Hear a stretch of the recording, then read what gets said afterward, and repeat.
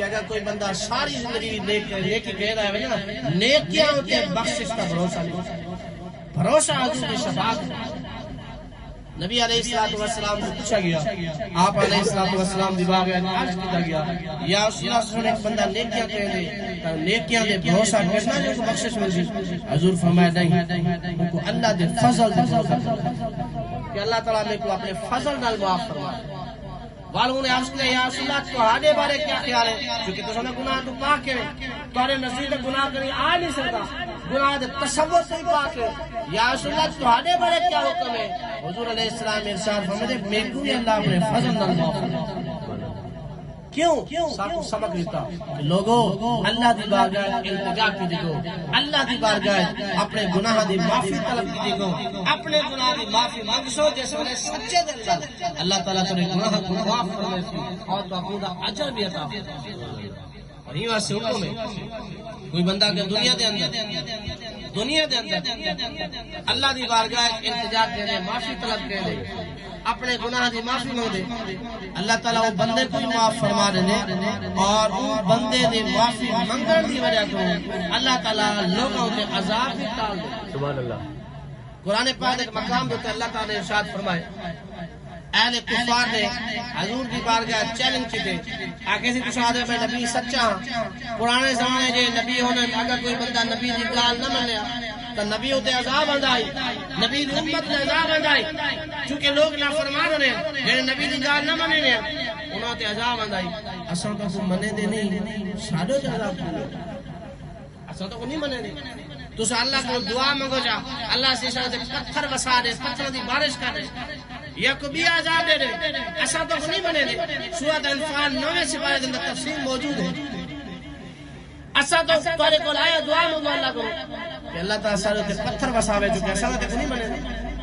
حضور نے حالی جواب دیتا کہ حضور کی شان ہے کہ جس ویلے کوئی مشرک آپ تے اعتراض کیا جواب آپ نہ دینے بلکہ اللہ جواب عطا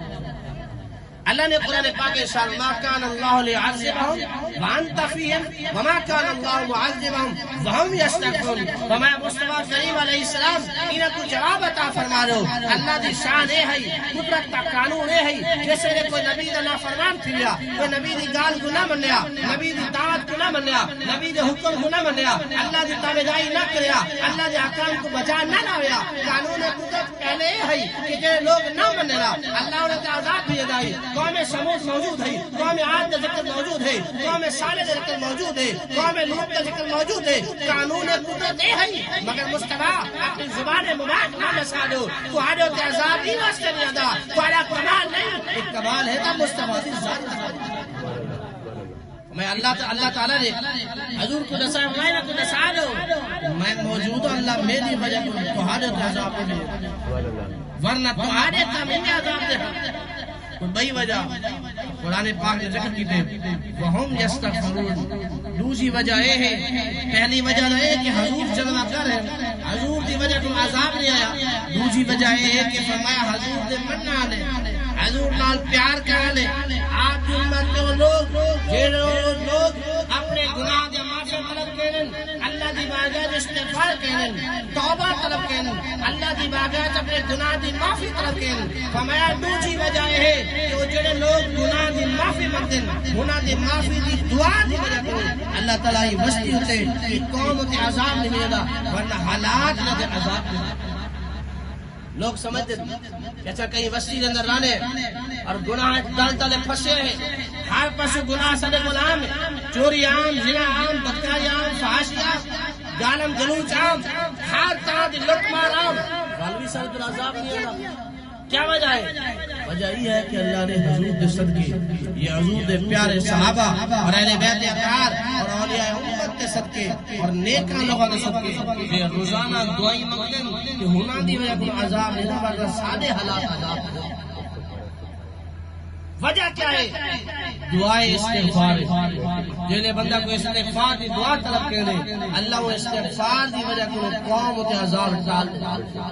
اگر گھر دے اندر ایک بندہ بھی اللہ کی بارگاہ جب اپنے گناہ دی معافی طلب کرنے ان دی دعا دی برکت ہے کہ پورے گھر دے اندر اللہ دا عذاب نہیں آتا کیوں نہیں آتا صرف ان دی دعائے استغفار دی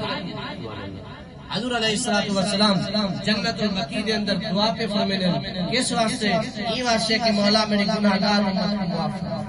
میری گناہگار امت کو معاف فرما دے۔ امتی کو یہ چاہیے کہ ہمیشہ جڑا خود مجرم ہے اپنے مجرم ہونے کے باوجود بھی اور اپنے جرم کا اقرار کرے اور بھلے عام دسے دے۔ فرمایا کہ بدکار دی نشانی ہے اور دنیا کے اندر عظیم یا سب سے بڑا بدکار وہ شخص ہے جڑا اپنی برائی سے خوش تھی، برائی سے خوش تھی۔ حضور نے فرمایا جیسے بندہ کو ایک گناہ کہہ دے دل دے ایک دھپا لگ جائے، والو گناہ کہہ دے دل دے گرد سیاہی اور دھپا بد دے ویندا، دل دے گرد سیاہی بدی گئی اور سیاہی پھیل دے پورے دل دے قریب سیاہی پھیل ویندی ہے۔ فرمایا ہن کیا صورت حال ہے؟ فرمایا ہن صورت حال یہ ہے کہ بندے کو گناہ نظر نہیں آتا، بلکہ گناہ کر دے لوگوں کے سامنے بیٹھ دے فخر کہہ دے میں فلانا کام کر دے میں کوئی پکڑ بھی نہیں سکا، میرا جرم کر دے میں کچھ کو نہیں آکھ سکیا، جرم دا اعلان کہہ دے۔ ہمارے ایک گناہگار ہونے سب سے بڑی دلیل ہے کہ وہ شخص ہے جو بدترین گناہگار ہے۔ ایک تو وہ گناہگار جو گناہ کرنے لوگ کر دے، یہ وہ گناہگار جو گناہ دا اعلان ہو رہا ہے۔ گناہ دی سزا علیحدہ بگسی، گناہ دے اعلان دی سزا علیحدہ بگسی۔ یہ واسطے چاہیے یہ رات کے اندر اللہ دی بارگاہ کے اندر رو کے